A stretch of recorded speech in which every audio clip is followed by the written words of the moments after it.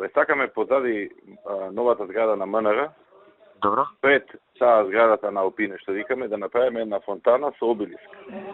Ама имаме идеја точно како да ја направиме. Сега, сакам да им утапиме на тие што ќе градат зграда, да имаат обврска да направи фонтаната.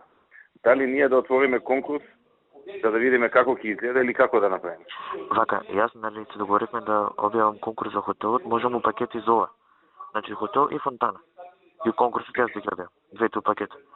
Не знаеме дали ќе биде хотел. Може ќе гледам. Мене е битно убава зграда да биде. Комерцијална ми бара зграда, Евана ми бара зграда. Може да биде и така некој деловен објект, ама да биде у пакет со фонтаната. Е сега како да изгледа фонтаната, веќе ние имаме слика како да изгледа. А отидеш до МНР, то наголо. Као една тука фонтана во Рим има со обелиск, многу убава, сакаме таква да биде. Ама како тоа да го изведеме? Дали преходно да направиме идено решение или како? А не сакате наголо да има хотел? Тоа паѓа, тука сакате друга зграда. Оти до МНР во продолжение. Е хотел сега со нас. Ќе видиме, значи не знам дали ќе биде хотел, може ќе биде Евана зграда, може ќе е комерцијална банка зграда. И двете сакаат да градат зграда.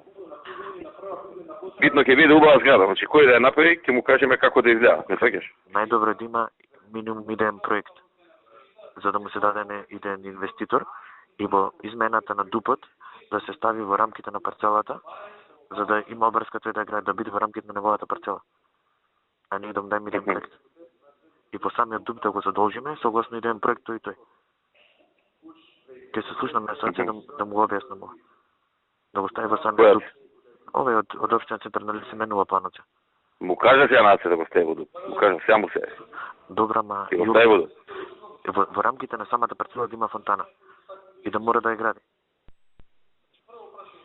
Аха. Е, тоа кажемо го ти, ваш. И Фонтана и обелиск. 20 метри висок обелиск. Добро, окей. Топ, знаеш, оно. Да, знам. Окей. Чао.